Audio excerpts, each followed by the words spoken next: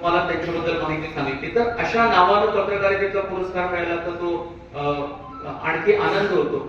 आणि ज्यांच्या हातून पुरस्कार मिळतो ते आदरणीय रामदासजी तळस, माजी खासदार विजयबाबू जावंदे, राजेश पठाणेजी होते.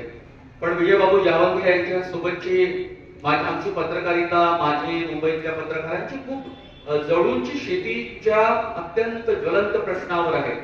आणि मी कुठल्याही चॅनलला गेलो तरी विजयबाबूंशी माझा संवाद होत राहतो. म्हणजे असा कमी होतो, टेलिव्हिजनवर जास्त होतो किंवा डिजिटल माध्यमातून होतो. आणि माझा हा आवर्जून खूप प्रयत्न राहतो की आपले वर्ध्यातले, विदर्भातले जे काही मान्यवर असतील तज्ञ लोक, ऍडव्होकेट अशोक पावडे सर असतील, पर्यावरण तज्ञ असतील, वन्यजीव रक्षक असतील, अभ्यासक असतील, मित्र असतील, नवे जुने, सगळ्यांना या सगळ्या मुंबईच्या, महाराष्ट्राच्या प्लॅटफॉर्मवर घेऊन येण्याचा जास्तीत जास्त प्रयत्न मी यापूर्वी केला, पुढेही करेन, ते मला आवडतं.